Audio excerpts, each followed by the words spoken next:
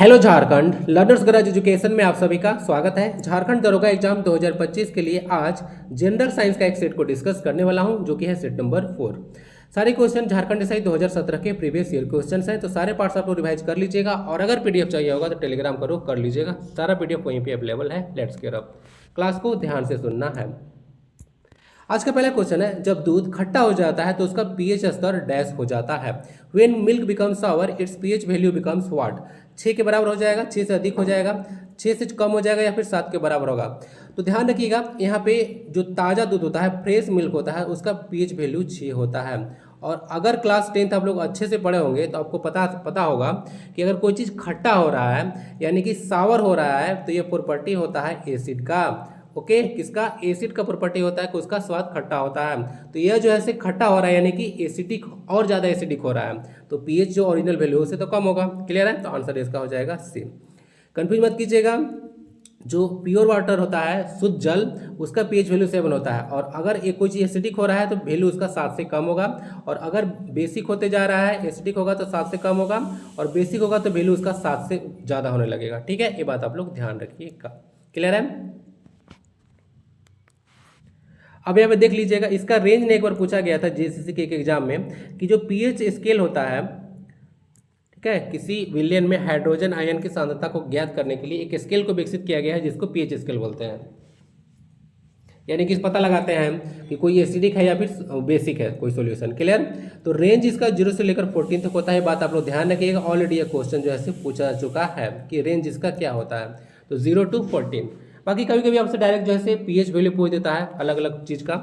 जैसे कि यहाँ पे देखिएगा, इसका बहुत ज़्यादा पूछा गया है। एक तो प्योर वाटर है, इसका 7 होता है, और जो ह्यूमन ब्लड है उसका 7.4 होता है। ध्यान रखिएगा, डायरेक्ट पूछता है कि ह्यूमन ब्लड का पीएच वैल्यू कितना होता है, और हमारा बॉडी जो है 7 to 7.8 पीएच रेंज के बीच में कार्य करता है।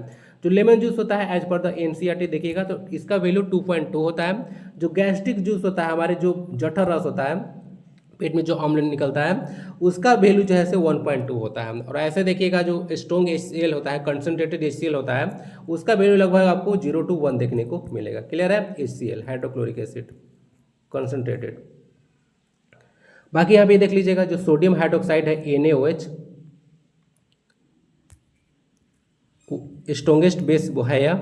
ठीक है, पीएच स्केल पर देखिएगा तो यहाँ पे तो NaOH का वैल्यू जो है 14 होता है। एक है आपका मिल्क ऑफ मैग्नीशिया, ध्यान रखिएगा, मिल्क ऑफ मैग्नीशिया, इसका पीएच वैल्यू 10 होता है। ये क्या होता है? यह मैग्नीशियम हाइड्रोक्साइड होता है, MgOH का होल2। ठीक है, इसको एंटासिड जैसा यूज किया जा सकता है। कहने का तात्पर्य है कि अगर किसी को एसिडिटी हो रहा है तो उसको आप लोग MgOH का होल2 दे सकते हैं, मिल्क ऑफ मैग्नीशिया, उसको आराम मिल जाएगा, क्योंकि यह बेसिक नेचर का है और पेट में एसिड बनेगा तो एसिड और बेस आपस में न्यूट्रलाइज कर लेगा, तो उसको राहत महसूस होगा। आंसर इसका जो है सी है, ये बात आप लोग ध्यान रखिएगा। दूध में लैक्टिक एसिड पाया जाता है, और दूध जो है एक इमल्सन का एग्जाम्पल है, कोलॉइड है, कोलॉइडल सॉल्यूशन। हो गया सारा चीज। अब चलिए क्वेश्चन है, पीएच स्केल की खोज जैसे किसके द्वारा जो है किया गया था? तो ए किया गया था ए सोरेनसन के द्वारा, ये बात ध्यान रखिएगा। ठीक है, ए सोरेनसन के द्वारा पीएच स्केल का खोज किया गया था। और पीएच क्या है? तो पीएच का बाकायदा एक फॉर्मूला दिया गया था, -log H+। ठीक है, हाइड्रोजन आयन के ऋणात्मक लॉग को पीएच स्केल बोलते हैं। ठीक है, ध्यान रखिएगा, ऋणात्मक लॉग है। ठीक है, ऋणात्मक लॉग है, धनात्मक लॉग बोल देगा तो सही मत करके आ जाइएगा, ऋणात्मक लॉग है।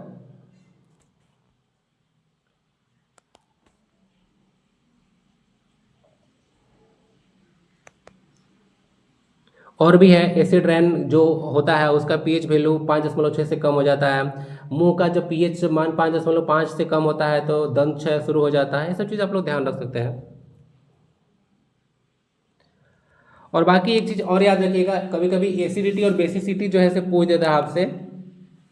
जैसे एग्जाम्पल लेता हूँ, HCl है, ठीक है, और NaOH है। तो इन लोग जो है जब पानी में घुलेगा, वाटर में जब घुलेगा तो कितना हाइड्रोजन आयन देगा? तो H+Cl- में ये विभक्त हो जाएगा, आपको पता होगा। तो एक जो है हाइड्रोजन आयन दे रहा है तो इसका एसिडिटी 1 हो जाएगा। कितना हाइड्रोजन आयन? एक है, तो एक हाइड्रोजन आयन जो देगा उसका एसिडिटी 1 हो जाएगा। इसको देखिएगा NaOH है, तो इसको वाटर में आप लोग घोलिएगा तो Na++OH- आ जाएगा। तो ये एक जो है हाइड्रोक्साइड आयन दे रहा है, तो इसका बेसिसिटी जो है 1 हो जाएगा। और अगर MgOH का होल 2 लीजिएगा तो ये 2 देगा आपका MgOH का होल 2, तो जैसे इसका बेसिसिटी 2 हो जाएगा। इस तरह से आप लोग ध्यान रखिएगा, एसिडिटी और बेसिसिटी भी जैसे कभी कभी पूछ दिया जाता है। देखिए सर, साइंस का जो लेक्चर आपको दिया जा रहा है वो सब इसी एग्जाम में फायदा नहीं करेगा आपको, हर एक एग्जाम में फायदा करेगा, काफ़ी मैं डिटेल में आपको बता रहा हूँ। डिप्थीरिया शरीर के किस अंग को प्रभावित करता है? हृदय, हार्ट, गला, किडनी या फिर नर्वस सिस्टम? जो डिप्थीरिया होता है वह जो है थ्रोट यानी कि गला को जो है प्रभावित करता है। आंसर इसका बी हो जाएगा। देख लीजिएगा यहाँ पे कुछ डिसऑर्डर या फिर डिजीज है और अफेक्टेड ऑर्गन या फिर पार्ट है यहाँ पे दिया हुआ। तो डिप्थीरिया जो है गला को प्रभावित करता है। ग्वाइटर, ये भी जो है गला को ही प्रभावित करता है। और जो थायराइड ग्लैंड जो होता है, जो कि थायरोक्सिन हार्मोन को रिलीज करता है, वो जैसे स्वेल हो जाता है इस डिजीज में ना, ध्यान रखिएगा। ग्वाइटर एक्चुअली आयोडीन की कमी से यह होता है। जीरोथैलेमिया, इसको याद रखिएगा, एक आई का डिजीज है ना, जो कि विटामिन ए की कमी से होता है। नाइट ब्लाइंडनेस भी विटामिन ए की कमी से ही होता है, आई का ही डिजीज है। टाइफाइड देखिएगा, स्टोमक जो है या फिर इंटेस्टाइन को अफेक्ट करता है, टाइफाइड। मलेरिया देखिएगा, आरबीसी को अफेक्ट करता है ना, मलेरिया प्लाज्मोडियम के चलते होता है, जो कि एक पैरासाइट है। हेपेटाइटिस पर यह देखिएगा, ये जैसे लिवर को अफेक्ट करता है, और जॉन्डिस भी लिवर को ही अफेक्ट करता है ना, हेपेटाइटिस या फिर जो जॉन्डिस होता है वह लिवर को अफेक्ट करता है। डायबिटीज या फिर जो ऑस्टियोपोरोसिस होता है, ये क्या गड़बड़ किया गया है, ऑस्टियोपोरोसिस नहीं लिखना था। डायबिटीज जो है पैनक्रियाज को अफेक्ट करता है ना, ध्यान रखिएगा। डायबिटीज है और जो है अगर पैनक्रियाज अफेक्टेड है तो आपको डायबिटीज हो जाएगा। रिकेट्स में क्या होता है, तो जो बोन्स और मसल्स होता है वो वीक हो जाता है, विटामिन डी कमी से होता है, आपको पता होगा। वेरी विटामिन B1 की डिफिशियंसी से होता है। हार्ट एंड नर्वस सिस्टम को ये अफेक्ट करता है। पेलाग्रा देख लीजिएगा, विटामिन B3 की कमी से यह होता है। ब्रेन और नर्वस सिस्टम को यह अफेक्ट करता है। और स्कर्वी आपको पता होगा, विटामिन C की कमी से होता है। टीथ एंड गम्स को अफेक्ट करता है, मसूड़े में से खून आने लगते हैं। एक डिजीज होता है इंसेसेंट, मतलब लगातार होता है। तो अगर लगातार खून आ रहा है, इसका मतलब है कि आपका ये ब्लड का डिसऑर्डर होता है, जिसमें विटामिन अगर के की कमी होता है तो आपको जो है रक्त का थक्का नहीं बनेगा। एक डिसऑर्डर है, इसको ध्यान रखिएगा। आंसर इसका हो जाएगा बी, गला को अफेक्ट करता है डिप्थीरिया। मानव शरीर की सबसे बड़ी धमनी कौन सी है? आर्टरी के बारे में पूछा गया है। Which is the largest artery of the human body? महाधमनी जिसको ऑर्टा बोलते हैं, महाधमनी आर्क जिसको ऑर्टोटिक आर्क बोलेंगे, उलर धमनी जिसको उलर आर्टरी बोलेंगे, और फिर धमनिकाएं जिसको आर्टरियोल्स बोलेंगे। सही आंसर इसका जो है ए है, महाधमनी जिसको बोलते हैं aorta. Okay, it is the largest artery in the human body. कहाँ पे लोकेटेड होता है, तो ध्यान रखिएगा, ये जो है बॉडी में आपका यहाँ पे लोकेटेड होता है। ठीक है, तो यही है आवर्टा, सबसे बड़ा जो है यह धमनी है, आर्टरी है। आर्टरी का काम क्या होता है भाई, ये भी जान लीजिए। तो आर्टरी और वेन, ए फॉर अवे याद रखिएगा ना, ए फॉर अवे याद रखिएगा, दूसरा तो अपने आप याद रह जाएगा, दो ही है। तो ए फॉर आर्टरी, इसका ब्लड का ये जो है ब्लड को हार्ट से डिफरेंट पार्ट्स ऑफ बॉडी में ले जाता है। अभी मतलब दूर ले जाना। तो हार्ट से डिफरेंट पार्ट्स ऑफ बॉडी में ब्लड को सप्लाई कौन करता है, तो ये जो है आर्टरी करता है। और वेन क्या करेगा, फिर अदर पार्ट्स ऑफ बॉडी से जो है ब्लड को लाएगा। एक याद रहेगा, दूसरा तो याद रह जाएगा ना। तो याद रखिएगा, आर्टरी जो है हार्ट से डिफरेंट पार्ट्स ऑफ बॉडी में ब्लड का सप्लाई करता है, और यह ऑक्सीजनेटेड ब्लड होता है, क्योंकि हार्ट से होकर जाएगा। ठीक है, तो वहाँ से क्या हो जाएगा, पंप होता है, ऑक्सीजन सप्लाई होगा, उसका तो ऑक्सीजनेटेड हो जाता है।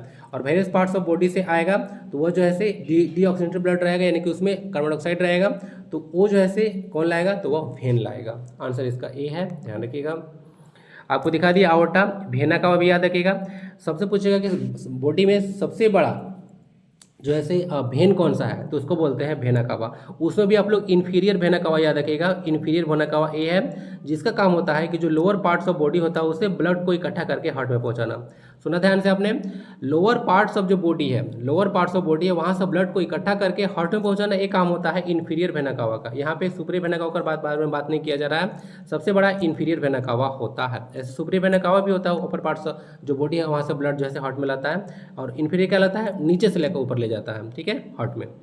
तो दोनों याद देखिएगा, इन्फीरियर वेना कावा सबसे बड़ा है, सबसे बड़ा ये जो है वेन है, और आउटा जो है सबसे बड़ा आर्टरी है बॉडी में। तो ये हो गया धमनी और सीरा। डिफरेंस थोड़ा सा आप लोग देख लीजिएगा, आर्टरी और वेन में आपको कभी कभी काम आएगा। आर्टरी जो है से ऑक्सीडेटेड ब्लड जो है से कैरी करता है, ठीक है, हार्ट से लेकर ये जो परबरी आर्टरी होता है वो डिस्टेंट ब्लड ले जाता है, ये बोल रहा है यहाँ पे, थोड़ा सा ध्यान रखिएगा। वेन जो है डिस्टेंट ब्लड जो है से लेकर जाता है, ठीक है, जो कि पल्मोनरी वेंस नहीं करता है, थोड़ा सा यहाँ पे एक्सेप्शन है, याद रखिएगा। इसका वाल जो है से थिकर होता है, आर्टरी का जो वाल होता है वह थिक होता है, इसका जो है से थिन होता है इसके कंपेरिजन में। इसमें भाल्व जो है से नहीं पाया जाता है, इसमें भाल्व पाया जाता है। इसमें ब्लड जो है से हाई प्रेशर में फ्लो करता है, इसमें जो है से लेस प्रेशर रहता है, ये सब कुछ ध्यान रख सकते हैं। आंसर इसका ई हो गया। हार्ट है, ह्यूमन हार्ट है, 4 कोस्ट होता है इसमें, ब्लड का पंप करना इसका काम होता है, शुद्धिकरण का शुद्ध करना। और जिसका हार्ट जो है से काम ठीक से नहीं करता है, ब्लड पंप नहीं कर पाता है, तो उसके लिए डायलिसिस पे वो चढ़ जाता है ना। तो कोई आदमी अगर डायलिसिस पर है, इसका मतलब है कि उसका जो है से हार्ट ठीक से काम नहीं कर रहा है, ठीक है। मुट्ठी के आकार का होता है यह, वही चीज़ लिखा गया है जो पहले डिस्कस किया जा चुका है। धातु जिसका गलनांक सबसे अधिक है, जो गिवन ऑप्शन है उसमें से आपको चूज करना है, टंगस्टन, फिर इथेनॉल, फिर निकेल या फिर प्लेटिनम। तो क्या इसको जो है से धातु मानिएगा आप लोग, इसको तो आप लोग देख के ही हटा दीजिए। पता नहीं जब क्वेश्चन बनाता हूँ तो ऐसे क्वेश्चन मतलब ऑप्शंस देखने को मिल जाते हैं जो कि ऑप्शंस नहीं होना चाहिए, क्योंकि यह मेटल नहीं है भाई। मेटल तो दो कम से कम ऑप्शन में चूज करने के लिए, मेटल ही नहीं है, तीन ही के बीच लड़ाई है, चौथा तो है ही नहीं। टंगस्टन होगा, इसका गलनांक सबसे अधिक होता है, आपको पता होगा, इसी के चलते इसको हम लोग फिलामेंट में यूज़ करते हैं बल्ब के। क्लियर, आंसर इसका ए है टंगस्टन। डब्ल्यू क्यों लिखा गया, क्योंकि इसका लैटिन नेम है वोल्फ्रम। बीपीएमपी जितना यहाँ पे दिया गया है ना, उसको आप लोग अच्छे से देखिएगा, क्वेश्चन जो है से पहले एग्जाम में बहुत बनता है यहाँ से। इथेनॉल का आप लोग ध्यान रखिएगा, इथेनॉल मतलब C2H5OH, क्लियर है। इथाइल अल्कोहल ना, सब बताना पड़ रहा है।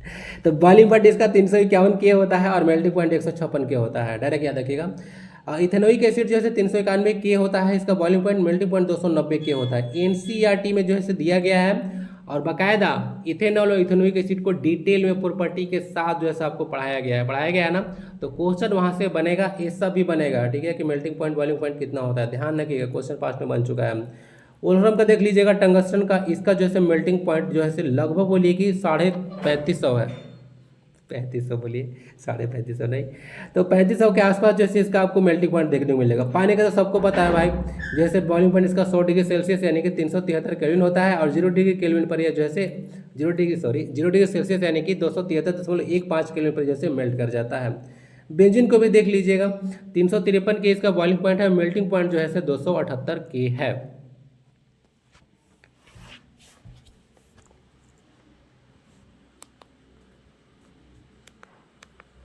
अब ये रहा आपका पीरियोडिक टेबल। पीरियोडिक टेबल को अच्छे से देख लीजिएगा, कौन सा ग्रुप 1 में है, कौन सा ग्रुप 2 में है, क्वेश्चन ऐसे बनता है। फिर यहाँ पर देख लीजिएगा ग्रुप 13, 14, 15, 16, 17, 18, तो टोटल ग्रुप 18 आपको देखने को मिल जाएगा। पीरियड यहाँ पे 7 है, ठीक है, काउंट कर लीजिएगा। इधर इधर जो है से मेटल होता है, इधर नॉन मेटल होता है, इधर मेटल होता है, इधर नॉन मेटल होता है, और यहाँ पे बीच में जो जिगजैग पाथ आप लोग सीढ़ी जो बना हुआ है, ये जो है मेटल वाइट का है, ठीक है, ध्यान रखिएगा। टोटल 7 है, 1 2 3 4 5 6 7 थाला फुर तो 7 मेटल वाइट्स है, जिसका प्रॉपर्टी मेटल और नॉन मेटल का दोनों का होता है।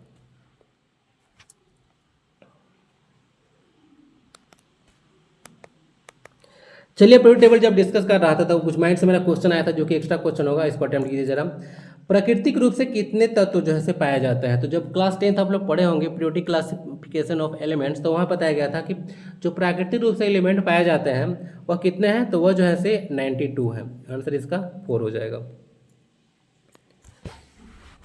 एक और क्वेश्चन है, मेंडलीव ने जब अपना काम शुरू किया गया था उस समय कितने तत्व विद्यमान थे। तो उस समय जो है 63 एलिमेंट्स थे, ध्यान रहेगा, ये सब ध्यान रखिएगा। 63 एलिमेंट्स उस समय थे जब मेंडलीव ने अपना पीरियोडिक टेबल बनाना शुरू किया था। इनका एटॉमिक मास पे था ए पे, और सबसे सटीक यही दिए थे, बाकी सबका तो बहुत सारा ड्रॉबैक्स था, लिमिटेशन था, लेकिन सबसे सटीक इनका ही था, लेकिन इनका भी ड्रॉबैक आ गया था। एक और क्वेश्चन, न्यूलैंड्स का हम देखिएगा, जो कि न्यूलैंड्स लॉ ऑफ ऑक्टेव्स दिए थे, आपको पता होगा। जो म्यूजिकल नोट होता है उसके अकॉर्डिंग जो है से एलिमेंट्स को सजाए थे। लेकिन ये कैल्शियम तक ही लागू होता था। ये बात है कि किस कहाँ तक लागू होता था? कैल्शियम तक, हल्के तत्व कैल्शियम तक। Atomic number 20, mass number 40, calcium. तो न्यूलैंड्स के अनुसार जो है, ऑक्टेव्स के नियम के अनुसार प्रकृति में इतने ही तत्व मौजूद है, 56 ही था। और ये बोले थे कि 56 से ज़्यादा एलिमेंट्स जो है से खोजा नहीं जा सकता है, जबकि अभी कितना है? 118 है, जिसमें 92 नेचुरली अकरिंग है। 63 किसके टाइम थे? मेंडेलिव के टाइम में जब रहना शुरू किए थे। और ये बोल दिए थे कि 56 नहीं है, उससे ज़्यादा खोजा ही नहीं जाएगा। ये सब कुछ ध्यान रखिएगा, बहुत ही इंपॉर्टेंट क्वेश्चन है। ज्वारी शक्ति किसका उदाहरण है? Tidal energy is an example of अनवीकरणीय या फिर अनव्य संसाधन यानी कि नॉन रिन्यूएबल सोर्सेस है। भूतापीय ऊर्जा का एग्जाम्पल है, जियोथर्मल एनर्जी है। नवीकरणीय यानी कि पुनः प्राप्य ऊर्जा है, रिन्यूएबल एनर्जी, या फिर जल विद्युत ऊर्जा यानी कि हाइड्रो इलेक्ट्रिक एनर्जी है। तो जो ज्वारीय ऊर्जा है क्या है? जो टाइडल एनर्जी है, जब टाइड्स आता है समुद्र में तो उससे इसको जनरेट कर सकते हैं। तो ये जब जब आएगा तब तक हम लोग कर सकते हैं। तो ये नवीकरणीय है। क्या है? नवीकरणीय यानी कि पुनः प्राप्य है और बार बार इसको हम लोग प्राप्त कर सकते हैं। ठीक है, तो ये नवीकरणीय है जिसको हम लोग बार बार जो है से बना सकते हैं।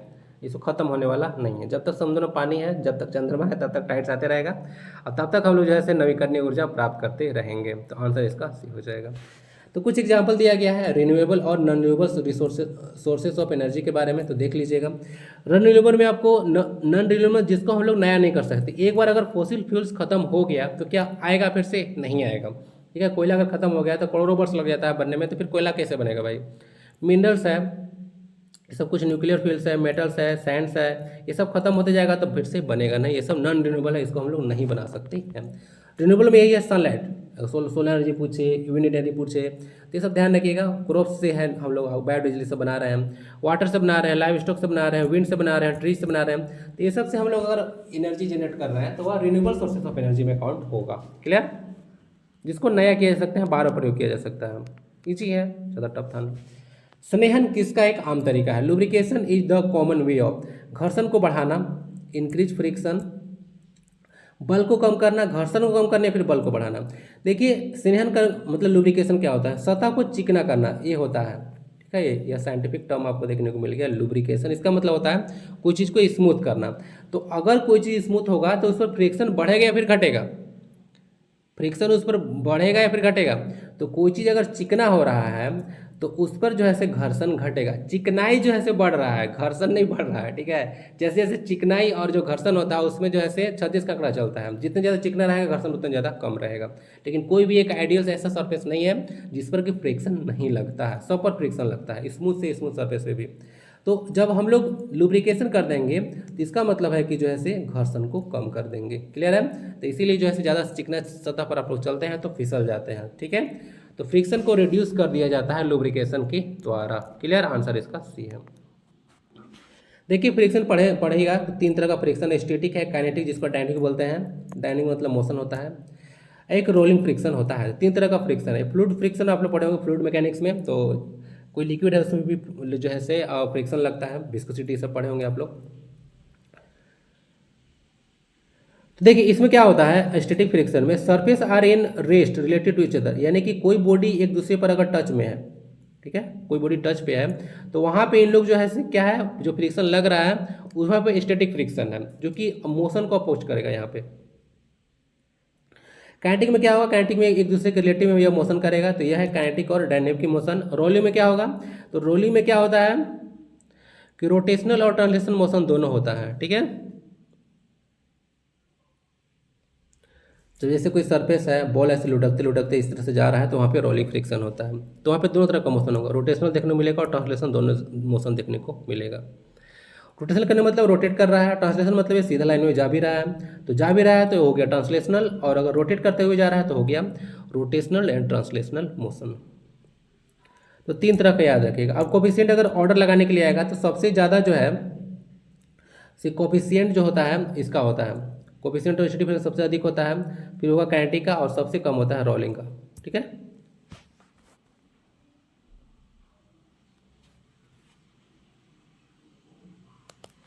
आंसर इसका सी है। बढ़ते हैं नेक्स्ट क्वेश्चन की ओर। शेर पूछ मकाओ जिसको लायन टेल मकैक बोलते हैं, एक कैसा स्पीसीज है, थ्रेटेंड है, लीस्ट कंसर्न है, क्रिटिकली इंडेंजर्ड है या फिर एक्सटिंक्ट है।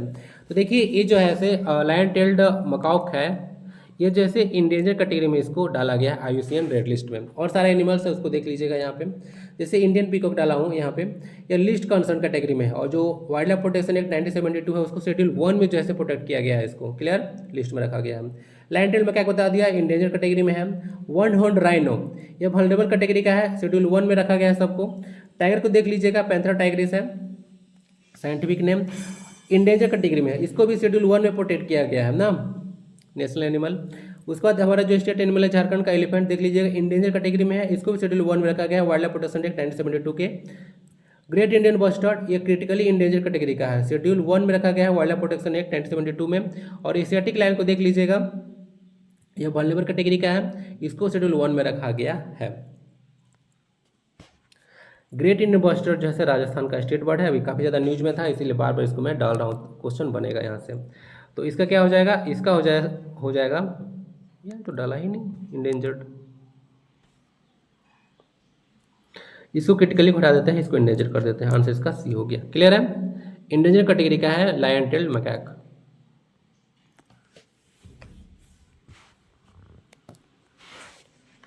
यूरिया में नाइट्रोजन की मात्रा कितनी होती है, 0.50, 0.48, 0.46 या फिर 0.50।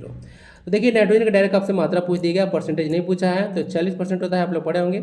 तो 40% का मतलब क्या होता है, तो 40/100 होता है, 40/100 को 2 अंक पढ़ाइएगा तो 0.46 आएगा, आंसर इसका सी लगा लीजिए। ज़्यादा टफ क्वेश्चन था नहीं, थोड़ा सा घुमा कर पूछा था। बाकी यहाँ पे देख लीजिए, ये सब क्वेश्चन तो आते रहता है। ये जो लैब में बनाया गया पहला जो सब्सटेंस था, लैब में बनाया गया जो पहला सब्सटेंस था वह यूरिया ही था लैब में, जो कि अमोनियम साइनेट, इसका नाम अमोनियम साइनेट है। इसको हीट करने के बाद जो है इसको बनाया गया था। अमोनियम साइनेट को जब हीट किया गया तब यूरिया जाकर जो है बना था। ये यूरिया का फॉर्मूला है, ध्यान रखिए, जिसमें नाइट्रोजन 40% है। और यह ध्यान रखिएगा, यह NH4CNO भी बोल सकते हैं इसको। NH4 जो NCO या CNO है, अमोनियम साइनेट, ये एक इनऑर्गेनिक कंपाउंड है। और जब यूरिया बना तो ये ऑर्गेनिक बना। तो ध्यान रखिएगा, इनऑर्गेनिक से ऑर्गेनिक कंपाउंड जो है पहली बार बनाना। यहाँ पे इसको आप लोग रीड कर लीजिएगा। 1828 में जो है अमोनियम साइनेट को गर्म करके जो है बनाया गया था यूरिया, ध्यान रखिएगा, लैब में। और फ्रेडरिक ओहलर नाम था इनका, 1828 में। यही फर्स्ट पर्सन थे जो कि एक इनऑर्गेनिक से एक ऑर्गेनिक कंपाउंड बनाए थे, वो फर्स्ट पर्सन थे। ध्यान रखिएगा, इनऑर्गेनिक से ऑर्गेनिक कंपाउंड जैसे बनाने वाले पहले पर्सन थे। 1828 में यूरिया को लैब में बनाया गया था, अमोनियम साइनेट को गर्म करके। क्लियर है। जर्मन सिल्वर किसका एक उदाहरण है, पहले अगर पढ़ाया होगा तो आपको बताया था, कंफ्यूज करने के लिए आपको जो है इजी भी डाल सकते हैं, लेकिन इसमें डाले नहीं है। इसमें नाम में सिल्वर है लेकिन सिल्वर नहीं होता है, नाम होने से क्या होता है। तो copper plus zinc plus Na, Cu plus Sn या फिर Cu plus Zn plus Sn। Answer इसका जो है बी है, Cu plus Zn plus Na। ठीक है, copper plus zinc plus nickel जो है जर्मन सिल्वर बनता है। ठीक है, एक मिश्र धातु यानी कि Ly है। 2 या 2 से अधिक पदार्थ के समंगी मिश्रण को मिश्र धातु यानी कि Ly कहते हैं। ठीक है, अ मिक्सचर ऑफ 2 और मोर कंपोनेंट्स। ठीक है, या फिर होमोजेनियस मिक्सचर बोल दीजिए, होमोजेनियस ज़्यादा सही वर्ड रहेगा। ब्रास में देख लीजिएगा, कॉपर प्लस जिंक होता है, बहुत बार क्वेश्चन रिपीट किया गया है इसे, ब्रास का। ब्रोंज का Cu प्लस Sn होता है, सोल्डर में Pb प्लस Sn होता है। स्टेनलेस स्टील में आयरन के साथ कार्बन, क्रोमियम, निकल होता है, कार्बन बहुत कम होता है। जर्मन सिल्वर बता दिया, Cu plus Zn plus Na। Gun metal में देख लीजिएगा, Cu plus Zn plus Sn, ऐसे याद रखिएगा। जर्मन सिल्वर में होता है Cu plus Zn plus Na, और गन मेटल में होगा Cu plus Zn plus Sn। ड्यूरेलियम में देख लीजिएगा, एल्यूमिनियम, मैग्नीशियम, कॉपर और मैग्नी देखने को मिलेगा। मैग्नीशियम देख लीजिएगा, एल्यूमिनियम प्लस मैग्नीशियम देखने को मिलेगा। मैग्नीशियम को इस तरह से याद रखिएगा, MgAl, मैग्नीशियम एल्यूमिनियम याद रखिएगा रहेगा। मैग्नीशियम स्टील में देख लीजिएगा, आयरन प्लस कार्बन होता है। तो स्टील और स्टेनलेस स्टील में अंतर है, ठीक है ना, इसमें क्रोम में मिला रहता है स्टेनलेस में। कुछ और डाल दिया हूँ यहाँ पे, आप लोग थोड़ा सा इसको रीड कर लीजिएगा, टाइम वेस्ट यहाँ पे नहीं करना है।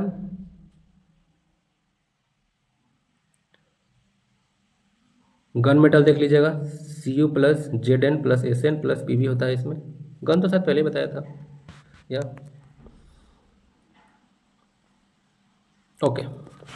सभी खाद्य श्रृंखलाएं डैश से शुरू होते हैं, कहाँ शुरू होते हैं भाई खाद्य श्रृंखला? ऑल फूड चेन से स्टार्ट्स विद, जो अश्म ईंधन का जलना यानी कि जो फॉसिल फूड से जब जलता है तो वहाँ से शुरू होता है। भोजन खाना यानी खाने से शुरू होता है। सूर्य से ऊर्जा यानी कि एनर्जी फ्रॉम द सन, या फिर बैक्टीरिया द्वारा अवघट यानी कि डिकम्पोजिशन बाय बैक्टीरिया कहाँ शुरू होगा? तो सभी खाद्य श्रृंखलाएं सूर्य से ऊर्जा से लेकर ही शुरू होता है। अब यहाँ समझिएगा, जितने भी खाद्य श्रृंखला कोई भी चीज़ हो, डायरेक्टली या इनडायरेक्टली हम लोग जो है प्लांट्स पर ही डिपेंड है। डायरेक्टली या इनडायरेक्टली बोलेंगे प्लांट्स की हमको जरूरत नहीं है, हम तो एनिमल्स खाएंगे भाई। तो एनिमल्स क्या खाएगा वो बताइए, ठीक है? अगर आपको बकरी खाना पसंद है तो बकरी क्या खाएगी? तो घास फूस खाएगा, या फिर दाना खाएगा, चारा खाएगा, कुछ भी खाएगा। तो वह सब अल्टीमेटली प्लांट्स पर ही डिपेंड है। और प्लांट्स किस पर डिपेंड है एनर्जी के लिए? ऑप्शन पे। तो यहाँ से बोल सकते हैं कि जितने भी फूड चेन स्टार्ट होता है वह सब energy from the sun start होता है। अब यहाँ से देखिए क्वेश्चन बनता है, पिरामिड देखने को मिल रहा होगा यहाँ पे जो प्रोड्यूसर्स है, जो ग्रीन प्लांट्स है, ग्रीन प्लांट्स एंड एल्गी जो होता है वो सब जो है फोटोसिंथेसिस क्रिया करने में सक्षम होता है।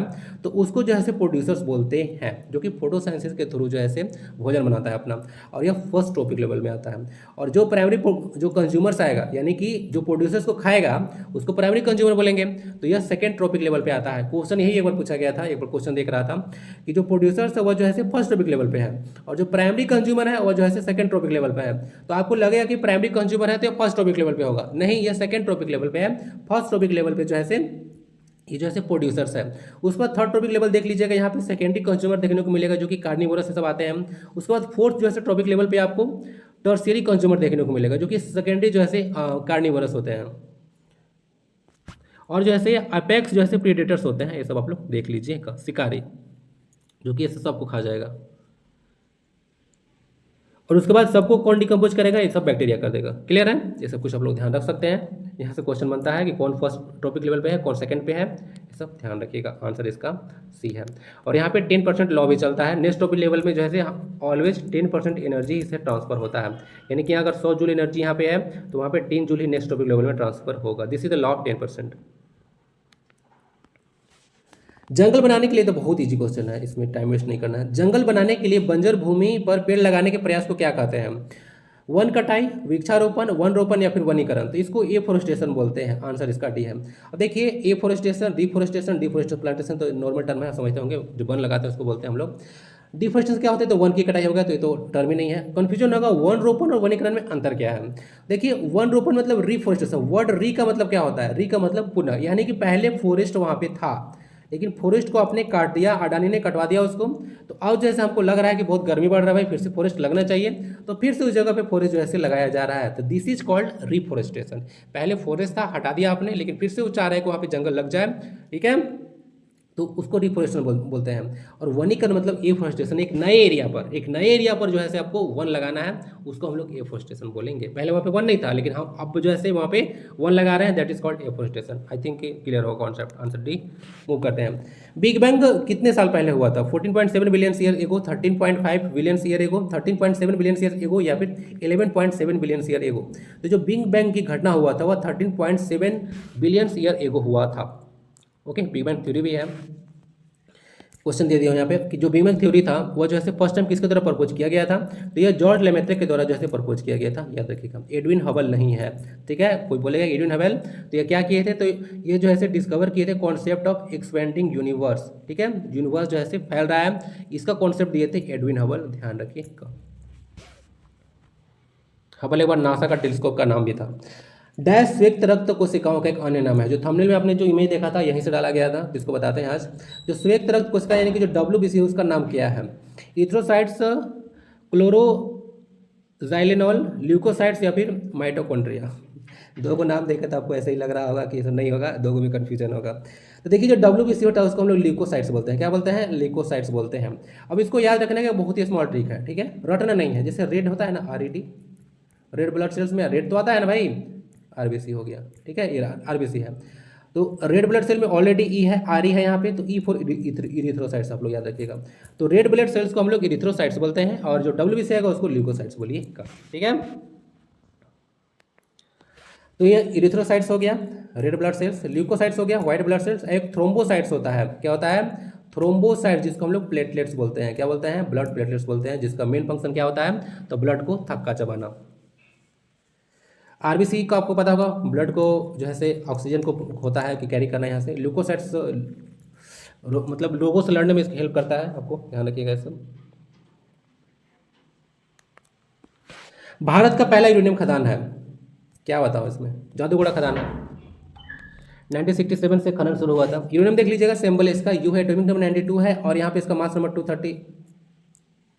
238 है, यहाँ पे गड़बड़ किया गया है। 238 जो है से इसका मास नंबर है। ये एक रेडियो एक्टिव मेटल है। तो देख लीजिएगा, डिस्कवर किया गया था मार्टिन हेनरिच के द्वारा। यूरेनियम के बारे में याद है कि क्वेश्चन बनता है, यूरेनियम खोज किसने किया? लगे क्वेश्चन हल्का है लेकिन बन जाएगा क्या, क्या लगता है? एक तितली के आकार का ग्रंथि है, ग्लैंड बताना है कि तितली के आकार का कौन सा है? अंडाशय, ओवरीज, थायराइड यानी कि थायराइड ग्लैंड, पीनियल ग्लैंड या फिर हाइपोथैलेमस ग्लैंड। आंसर इसका जो है बी है। जो थायराइड ग्लैंड होता है ना, वो जैसे तितली के आकार का होता है। थायराइड ग्लैंड कहाँ पे होता है? गला में देख लीजिएगा, इस तरह का तितली का शेप का दिख रहा होगा, या ये है थायराइड ग्लैंड। इसको आयोडीन चाहिए थायरोक्सिन हार्मोन को रिलीज करने के लिए। स्टोमक का शब्द देखिएगा, जे का जैसा होता है। जो थायराइड ग्लैंड होता है उसका बटरफ्लाई शेप होता है, जो कि क्वेश्चन था। पीनियल ग्लैंड जो है पाइन कोन शेप होता है ना, पाइन कोन जो शेप कोन जैसा इसका शेप होता है पीनियल ग्लैंड का। पीनियल ग्लैंड स्मॉलेस्ट ग्लैंड है बॉडी का, ध्यान रखिएगा। Pineal gland is the smallest gland in the body. और पिट्यूटरी ग्लैंड को मास्टर ग्लैंड बोलते हैं। थायराइड इसका आंसर है, आंसर इज बी। प्रकाश की डैश की घटना के कारण इंद्रधनुष बनता है। किसके चलते बनता है भाई? रिफ्लेक्शन के चलते, रिफ्रैक्शन के चलते, या फिर डिस्पर्सन के चलते, या फिर तीनों के चलते। रिफ्लेक्शन या फिर डिस्पर्सन। तो इसमें ना तीनों फेनोमेनन शामिल हैं। कौन कौन? रिफ्लेक्शन भी शामिल है, रिफ्रैक्शन भी और डिस्पर्सन ही है। अगर आपके पास चार ऑप्शन ऐसा रहे जिसमें रिफ्लेक्शन ना हो, नहीं रिफ्लेक्शन हो, रिफ्रैक्शन हो और डिस्पर्सन हो, तो आपको मेन रूप से डिस्पर्सन चूज करना है। यहाँ पे क्या करना है? डिस्पर्सन चूज करना है। लेकिन यह तीनों के चलते होता है, आंसर इसका यहाँ पे एक होगा। लेकिन अगर ऐसा ऑप्शन मिल जाए आपको देखने के लिए जो तीनों आ रहा है, रिफ्लेक्शन, रिफ्रैक्शन और डिस्पर्सन, तो वहाँ पे आपको डिस्पर्सन चूज करना होता है। क्योंकि इन दिनों से बात करते हैं हम लोग कलर का, और कलर तभी होता है जब यह किसी मीडियम से गुजरता है, यानी कि वन विक्षेपण होता है, डिस्पर्सन होता है। क्लियर है? लाइट जब यहाँ पे जाता है तब पता होगा 1 मिनट से दूसरा मीडियम में जाता है तो इसका दिशा बदल जाएगा। तो ये जो है अलग अलग जो है कलर में डिफेक्ट हो जाता है। क्लियर है? तो यहाँ पे जाएगा, यहाँ पे तो इसका क्या होगा? रिफ्लेक्शन होगा, यहाँ से रिफ्रैक्शन होगा, यहाँ से रिफ्लेक्शन होता है और डिस्पर्सन होता है। तो तीन फिनोमेना यहाँ पे काम करता है रेनबो के फॉर्मेशन में। आंसर इसका ई है। परमाणु ऊर्जा पैदा करने के लिए डैश एक उपकरण है। कहाँ पे परमाणु ऊर्जा उत्पन्न होता है? क्रूसिबल्स लिखा हुआ है, क्रूसिबल्स, रिक्टर स्केल्स है, रिएक्टर या फिर बीकर है। आंसर जो है इसका सी है। न्यूक्लियर रिएक्टर होता है, जहाँ पे पता होगा आपको, परमाणु ऊर्जा पैदा करने के लिए रिएक्टर होता है। जो कि भारत का पहला रिएक्टर कौन था? तो यह था अप्सरा, याद रखिएगा। 4 अगस्त 1956 को भारत में चालू किया गया था। यह एशिया का पहला अनुसंधान रिएक्टर था ना, सिर्फ भारत का नहीं, पूरे एशिया का पहला न्यूक्लियर रिएक्टर था, इसको ध्यान रखिएगा। वैसे उद्घाटन 1957 में हुआ था, तो डेट आप लोग 1957 में पढ़े होंगे। क्लियर? तो आज के क्लास में इतना ही। आई होप की क्लास फ्रूटफुल रहा होगा। फीडबैक दे दीजिएगा, पीडीएफ टेलीग्राम पर जल्दी अवेलेबल करा दिया जाएगा। वंदे भारतम, जय हिंद।